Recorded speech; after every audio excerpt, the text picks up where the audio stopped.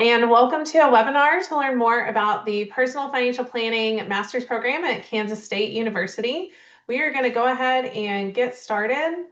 My name is Morgan Graham. I am the Graduate Academic Advisor for the PFP program at K-State. And so I work with our master's, certificate, and PhD students.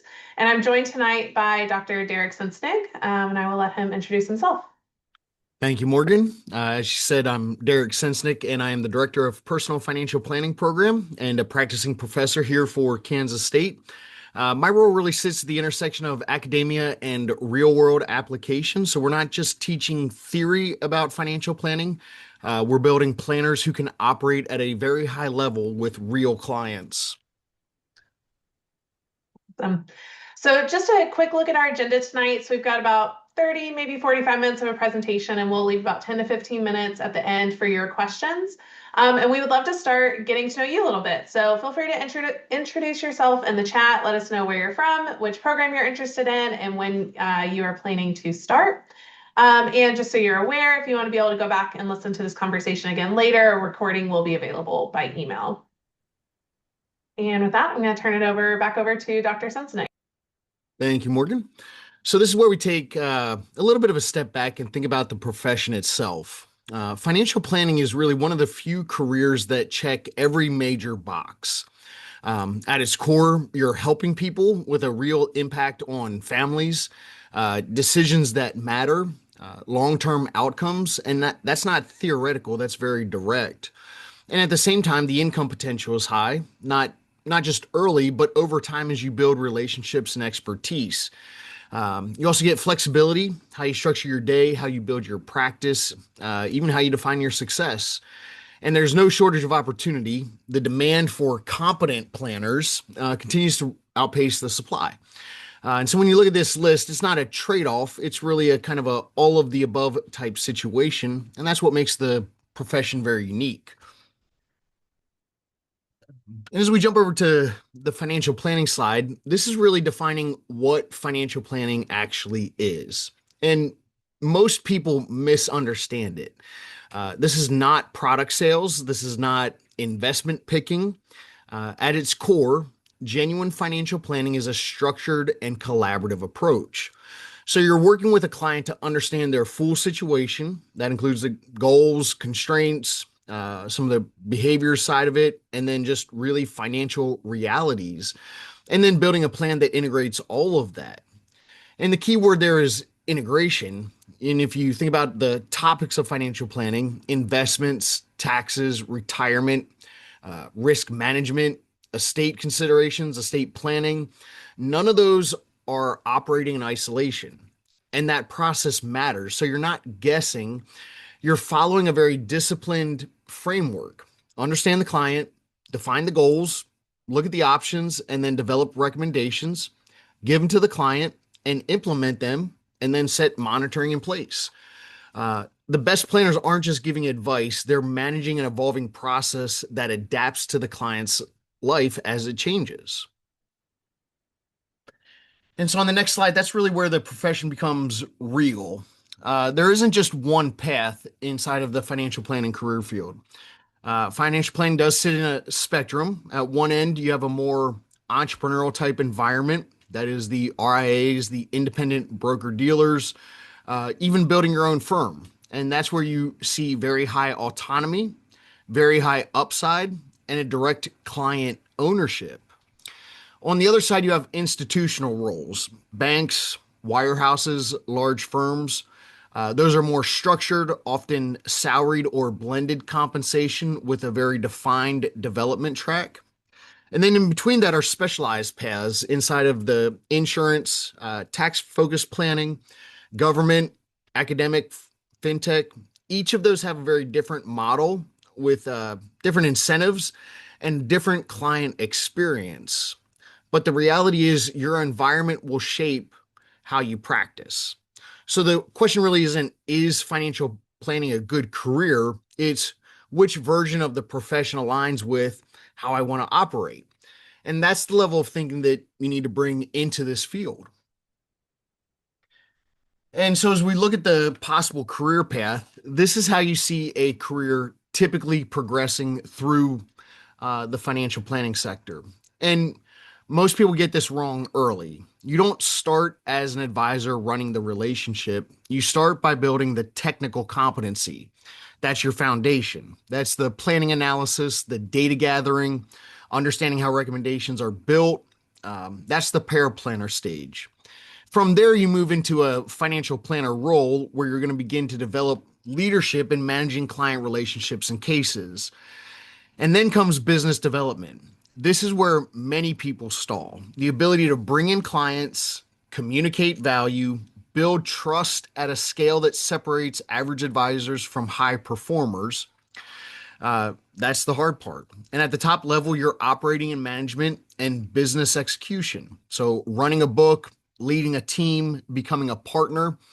So understand this part clearly. The technical skills you get you in the door, but communication, relationship management, business development skills determine how far you go within the industry. So let's talk a little bit about salary expectations. This is where expectations need to be grounded in reality. Early in your career as a support or paraplanner level advisor, you're typically in that $60,000 to $80,000 range. As you move into a service advisor or a lead advisor role, that can move you into the 80,000 to 130,000 range, depending on the firm and the structure.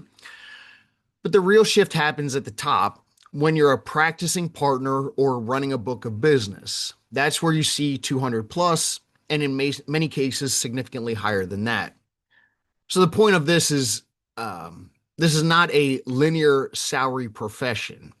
Your income becomes directly tied to the value that you create, the relationships that you manage, and your ability to grow and retain clients.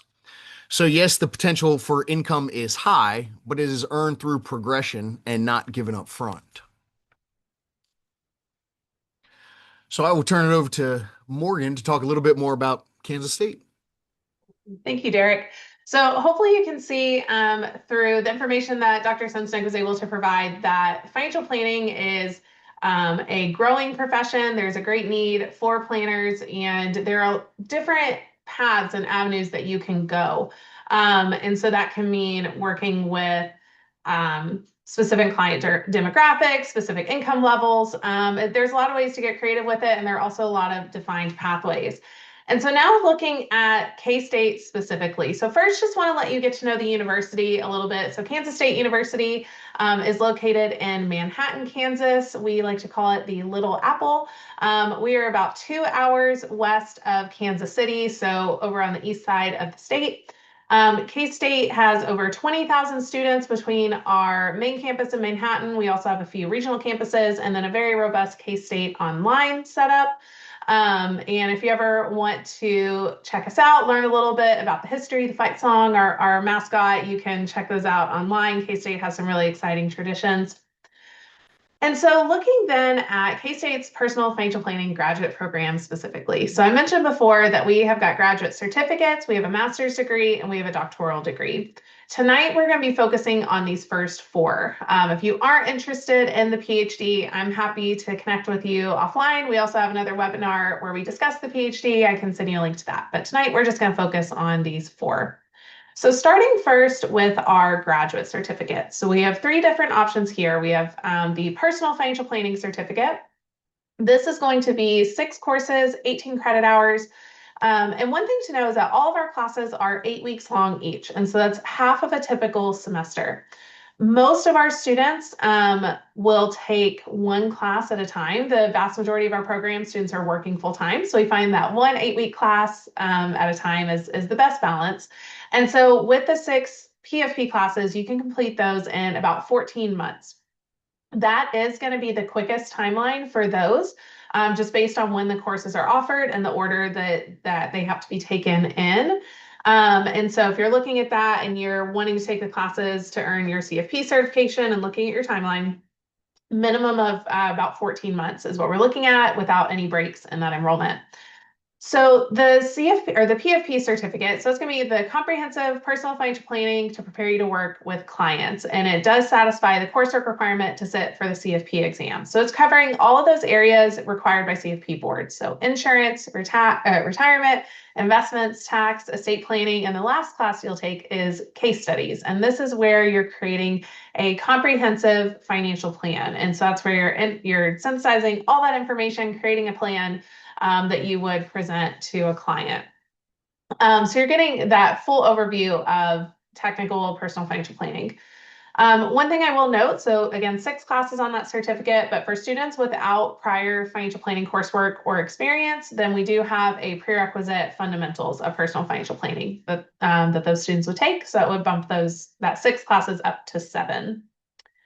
Moving on to our next certificate that we offer. So we've got the financial therapy certificate. This is going to be 4 courses, 12 credits, again, 8-week classes. And so that can be completed in about 10 months. So financial therapy is a really interesting topic, and we'll dive into some more details about that on the next slide. But kind of at its core, financial therapy, so it's client-centered training that helps you better serve your clients. And so it's providing insight into a client's psyche, an individual perspective on money, practical insight into techniques and strategies to drive clients to actions that align with their goals. I just like to kind of boil it down to the hows and whys for clients making decisions. And so really looking at it kind of 2 prongs. So first is understanding kind of what goes on behind the scenes with clients, what behaviors, beliefs, concerns, fears, communication styles, things like that they're bringing into that advising relationship and their relationship with their money and their wealth. And then the second piece of it is going to be, okay, now what do we do about that? How do you help clients have these tough conversations? How do you help them work through behaviors that might be impeding their goals? And so you're going to learn that through 4 classes. So introduction to financial therapy, money and relationships, applied behavioral finance, and then financial therapy theory and research. And then moving on to our third certificate offering, so we have advanced financial planning, and this is going to be, again, 4 courses, 12 credit hours, and similar timeline, about 10 months to complete those. And so this is targeted technical content to better evaluate and determine client relationship or recommendations. And so this is designed for folks who already have CFP certification or at minimum have already completed the CFP coursework and are wanting to dive deeper into some of those technical areas in financial planning. So that's going to be advanced estate planning, advanced retirement, advanced tax. And then we also have a practice management class, which is going to look at the business side of a financial planning firm. And so you get to create kind of a hypothetical firm, create a business plan, a marketing plan, and really learn the ins and outs of the business side. And so if you're someone who's in a leadership role or wants to start your own firm, that can be a really great class. Then moving forward, again, I want to talk a little more about financial therapy because it's a really unique offering that we have at K-State. K-State had the first financial therapy program in the country, but sometimes people hear that word therapy and they're a little unsure. They think, I don't want to be a therapist. I don't want a couch in my office. That's not what I'm interested in. I'm not here to be someone's therapist. And that's fair. But so when we look at financial therapy, the way we're going to define that is a process for financial planning that's informed by both therapeutic and financial competencies to help people think, feel, communicate, and behave differently with money to improve overall well-being. I've heard a lot of financial planners say that a lot of times their meetings with clients feel like a therapy session. I've heard another financial planner say that personal finance is more personal than finance. And so the reality of that is that money is personal and it's an intimate topic. It can be a difficult topic. And so with financial therapy, we're building some really important skills there. So communication, conflict resolution, helping clients discover their money attitudes, values, and beliefs, and engaging resistant clients. So if you're working with couples, if you're working with families, if you're working with parents and adult children, whatever that dynamic may be, there could be divorce, there could be bankruptcy, there could be incongruent values around money. And so financial therapy, again, is helping you have really, really effective relationships with clients. So it's a skill set for financial planners to develop and hone. And again, more trusting, committed, and effective client relationships. So now I want to shift gears and talk about the master's in personal financial planning. So the master's is going to be 10 courses, which is 30 credit hours. And typically students are going to complete that in about 2 years. There's a lot of variation that we can build into your timeline based on your specific situation. One example I always give is students that are planning to sit for the CFP exam will often build in time to take a break and prepare for that when you're eligible, but typically the timeline is about 2 years with those 8-week classes. All of the coursework is fully online, so you don't have to come to campus. You can stay rooted right where you are and still earn your master's degree. And the way that you're going to fulfill the 10 course requirement, you're going to pick 2 of those previous tracks that we looked at. So a combination of PFP with financial therapy, PFP with advanced financial planning, or if you already have your CFP, then it would be financial therapy with advanced financial planning and then a couple of electives. The alternative option that's not listed here, but that is available, is to do the, if you need the CFP, then to do the 6 CFP classes, and then maybe a combination of maybe a couple of financial therapy, a couple of advanced financial planning, or BC electives that are interesting for you. One cool thing about the master's is that if you complete all of the courses from, sorry, I'm just going to jump back real quick. If you complete all the courses from any of the certificates, you're also going to receive those certificates in addition to the master's degree. So it's an extra way that you can kind of highlight on your resume some specific areas of study that you've had. And again, that same prerequisite is in place for the master's as well. So if you're entering the master's without prior financial planning coursework or experience, then you'll take that fundamentals of financial planning class. So now I want to talk about why K-State. Why would K-State be a good fit for you? So first, I always like to take an opportunity to brag on our faculty. We've got expert faculty in the financial planning profession. So with your PFP classes, they're all being taught by practicing CFP professionals. And so they are drawing from years and years of experience of working with clients, and they're really able to connect the material to that practical work that you would be doing as a financial planner. They're also leaders in research in financial planning and financial therapy. Student support. So yes, this is a distance online program, but I think our students do a really good job of building that graduate peer network, even in that online environment. So forming study groups out of classes, engaging with each other in their class meetings. They're learning from each other through discussion boards. I've heard they have group chats. I'm not privy to the conversations that they have in there, but that peer support is really important. And so you've got that peer support through your classmates, but then you also have that student support from me as your academic advisor. You've got that support from your faculty, but then we also have a lot of resources for you on campus that are available even as online students. So we've got the K-State Career Center, we've got the Writing Center, we've got student mental health services, we've got the K-State Library. So we've got a lot of resources that are available to you in your graduate journey. Looking at the scheduling, so I mentioned that we have 8-week classes, and so that means that you can start our program at several points throughout the year. So January, March, June, August, and October. Our March classes just started yesterday. So that's the spring semester is already ongoing, but the next opportunity to start classes would be this summer in June, or if you wanted to start in the fall, you could start in August or October. So there's some flexibility there with when you can apply and get started, depending on what's good for you. This is an online program, but our classes do meet once a week over Zoom. And so that's your opportunity to engage with your instructor, with your classmates, be in that classroom setting, ask questions. But those class meetings are optional. So if you can't attend that weekly meeting, they are going to be recorded, and so you can watch it back another time. Typically, those classes are going to meet outside of business hours Central Time. And so we do our best to make that work for everyone. We do have students across time zones. So again, if the timing doesn't work out, you're not going to lose any points if you can't be there, and you can watch it later.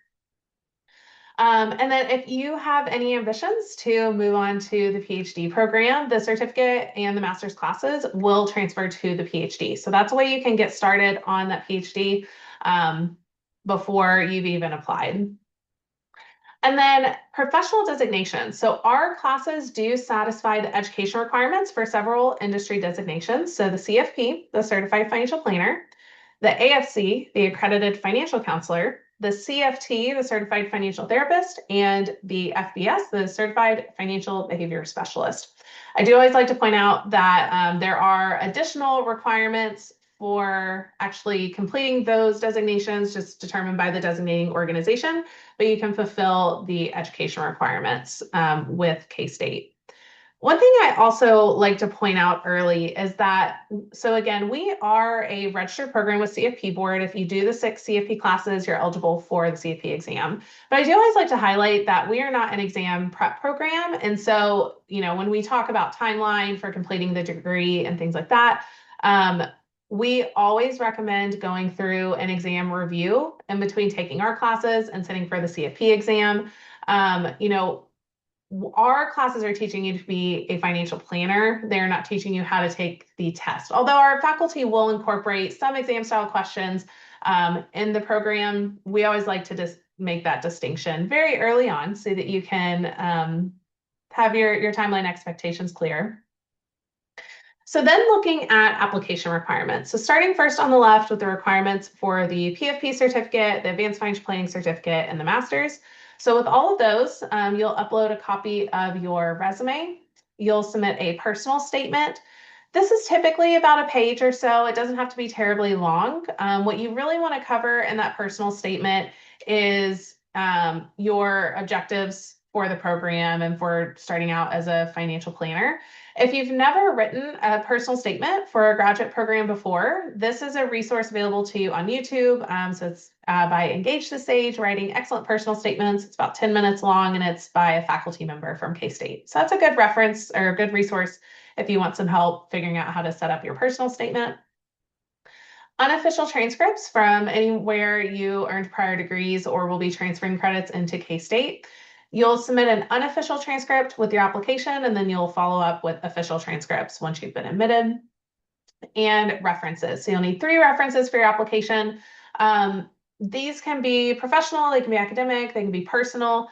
The main thing is to make sure that your references know your timeline for starting classes, because your application will not be reviewed until you've received all materials, including references. And unfortunately, I have seen applications held up because references didn't complete their end. So just make sure that they know your timeline and that they get those submitted so it doesn't hold you up from getting started. And then the application fee. So for certificates, that application fee is going to be $35. For the degree, it's going to be $65. And then looking at the financial therapy certificate, everything's the same except references. So resume, personal statement, transcripts, and application fee. One question that students will often ask is if they should apply to the certificate or the master's. They know they want to do maybe the CFP coursework. They're not sure if they want to go on and finish the master's degree. I always recommend that if you're, kind of on the fence, but you're leaning slightly towards finishing the master's, I recommend applying to the master's up front. The reason for that is because if you apply to the master's and you get through those first 6 classes, and then maybe you decide at that point, I'm good, I don't want to finish the degree, I'm good with the certificate, we can still confer the certificate at that point. If you apply to the certificate up front, and then later decide to do the master's, an extra application will be required at that point. And so we can save you some time, some money, and a few extra steps if you apply to the master's up front. So just something to think about if you're kind of torn between which way you want to go. The references, so people often want to know what are my references actually going to be doing. So you will enter their name and email address into the application. They'll be emailed with a link, and this is the page that they will see. So they're going to be asked to rank you on a few items, and then they will either upload a letter that they've already written, or they will just type their statement directly into the system. So it's not terribly time consuming. The most time they're going to spend is on what they actually write, and so they'll determine how much time they spend there. So then a few questions that we often get. So cost, the current tuition and fees is going to be $6.95 and 43 cents per credit hour. And again, all of our courses are 3 credits. This is posted for academic year 25 through 26, which means this applies through the summer 2026 term. So when we get into academic year 26-27, we'll probably see a little movement there. But the current cost is at $6.95 per credit hour. There are some scholarships available through K-State Online and the grad school. We don't have any directly available through our program, so definitely check out K-State Online and the grad school for any scholarships that may apply to you. And then there are also some external industry scholarships that you can look into through CFP Board and local financial planning organizations, so definitely check those out. Military benefits, we have a lot of students who are using TA or the GI Bill. And so we are equipped to work with students who are using those benefits, and the certificate and the master's will qualify for those. So you can apply those towards your coursework at K-State. In terms of your timeline, I always recommend applying at least 4 weeks before you plan to start classes. So again, you can start in January, March, June, August, and October. So apply at least a month, but you can always, at least a month before, but you can always apply sooner than that. And then the GRE or GMAT is only required for a PhD. So that's not going to be required for our master's program. And then if you want to stay in touch with us, if you have specific questions, everyone's situation is different. And so we can work together to look at what a plan might look like specifically for you. Or if you have any clarifying questions, you can email us at pfp@ksu.edu. Or you can set up time to meet with me. This is my Calendly. And so we can meet one-on-one and again, go over any questions and just talk about a plan for you. So then next steps, hopefully you are ready and excited to start the PFP program at K-State. And if so, you can go to online.k-state.edu and click apply now. And you'll be walked through the application for the graduate school. And then our contact information, again, we are happy to hear from you, answer your questions, and get you started. So I've provided our email addresses. I've got my Calendly here. You can set up an appointment with me. And then if you want to connect with our program on LinkedIn and just see what we've got going on, what our students are doing, you can do that there as well. But with that, I want to turn it over to you. If you have any questions you want to ask us, you can put those in the chat or the Q&A, and we'll leave some time now to go through those questions. But I want to thank you for joining us tonight. And again, please just send your questions as you've got them. I do see one that's already come through. If having an AFC will help with the prereq course. So it'll depend on the direction that you're going, but I would say typically, yes, the AFC is going to cover a lot of those initial skills that you need going into the CFP classes. Some really important skills that we need our students to have is going to be creating certain client documents. So cash flow statements, net worth statements, budgets, things like that. Students need to have a really good understanding of time value of money calculations. And so you'll get that. But then the fundamentals class will also give just a good introduction to all the financial planning areas and give you a foundation there. I also find that the fundamentals class is a really good transition class for people who are a little shaky about getting back into the student lifestyle and working and going to school.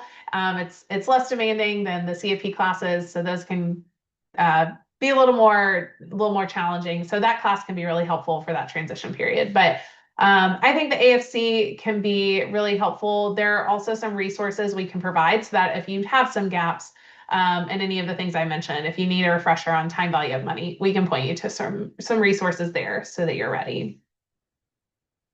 So I see a question about test prep for CFP other than this coursework. So yes, again, we do strongly recommend that students go through an exam review in between our program and sitting for the exam. So CFP Board recommends about 225 study hours for the exam, and that is, again, separate from your coursework, and it's really looking at exam strategy, the format of questions, how you're applying the different formulas, and just making sure that you're ready there. We do not have our own exam review, but we do have discounts set up with several other reviews that are out there. So we can save you some money there. Okay, and just checking. So I see, are any exams for the master's held at proctored sites? So our exams are not proctored. And I think often they are available as open note, depending on the faculty member. So you don't have to go to a testing site or use virtual proctoring for our degree exams. So I see, is there a schedule for when specific classes are offered? So that's a really good question. So and I'm just going to jump back a little bit. Okay. So with the CFP classes, which are going to be these right here, those are all offered once a year each, except for case studies, which is offered twice, but that one does have to be last in the sequence because that's where you're pulling all that information together to create a financial plan.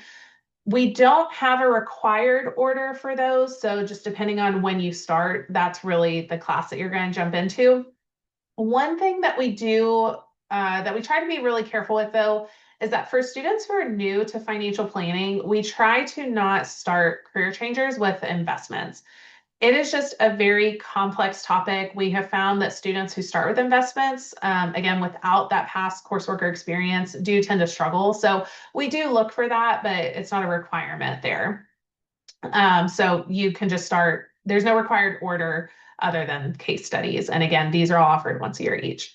The financial therapy, those classes are offered twice a year each. So there's some greater flexibility there. No, again, no required order, just a natural order based on when they're offered. And then we do recommend that students take at least one of either the intro, money and relationships, or applied behavioral finance before taking financial therapy, theory, and research. And then the advanced financial planning, those are offered once a year each, and no required order there. Okay. Any other questions? I'll give a moment for those to come through. One thing I will mention too while we're talking about scheduling is that generally our students will just roll from one 8-week class into another, but often our students will also need to build in breaks. There are just different things that come up in life and they need to, and that is okay. So you are able to take breaks between classes. Often that can mean, well, will mean delaying your schedule by a year just based on when some of the classes are offered. Doesn't mean you can't take classes in between, but if you're skipping estate planning this spring, you can't take it till next spring, but you can absolutely take breaks in classes for up to 2 years and re-enroll without having to reapply. When is the fundamentals class offered? So that is offered in every single 8-week session that we have. So January, March, June, August, and October. And is one class considered full-time at K-State? So at the graduate level, full-time is going to be 9 credits or more. So typically our students are enrolling in 6 credits per semester, and this doesn't have to be per 8-week session. It's just for the semester on the whole. So 6 credits or less is going to be part-time. For the purpose of military benefits, 6 credits of 8-week classes is sufficient for fall and spring, and then you can do 1 in the summer. So you don't have to be at that 9 credit threshold for VA benefits. And in fact, the vast majority of my students who are using military benefits are using that schedule. So 6 credits in fall and in spring, and then 3 credits in the summer.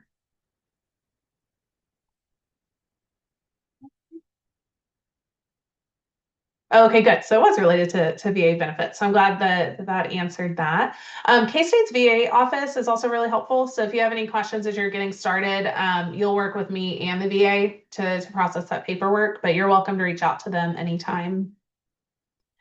One other thing too, while I'm thinking about benefits and funding, so the certificates will not qualify for financial aid, but the masters will. So just bear that in mind. Any other questions? I'll give us about a moment or so, see if any others come through. We'll also scroll through, make sure I didn't miss any. Oh, I did miss one. Okay, is it possible to take multiple classes at the same time? Yes, we don't often recommend it if students are working full-time, but I have had many students who choose to do so.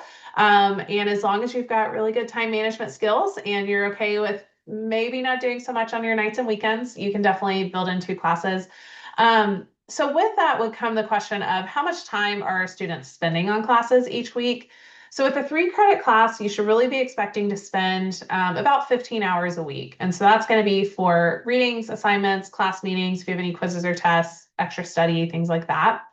That will vary a little bit. I'd say it's a bit of a pendulum depending on the class, depending on your familiarity and comfort with different topics, but students should really be budgeting 15 hours a week for classes. If you're doing that, if you're able to manage your time well, I guess the other thing I should mention is that with our 8-week classes, they are on a weekly structured schedule. And so you get to have that flexibility throughout the week of when you're working on your classes, but it's not self-paced. So you are going to be meeting weekly deadlines with your assignments. And so, but again, I have had students who have doubled up on classes, and in that way, they're able to graduate sooner. But you just want to make sure that you take a really good look at your schedule, what you've got going on with work and life, and how much you're able to really carve out that time to stay on top of things with that 8-week pace and adding a second class on top of that. think that is all of the questions from the chat. I don't see any others coming through. So I'm going to go ahead and wrap this up. If I see any others, I'll be sure to address those. But thank you so much for joining us tonight. If you have any other questions, if you want to talk through what could be a specific plan for you, please feel free to reach out to me, set up time with me using my Calendly link. It's there for you to use, and I'm happy to connect with you and just talk through a specific plan for you getting started. But otherwise, I hope we see applications come through and would love to have you join us at K-State. So thank you so much. Really appreciate you being here, and I hope everyone has a great night.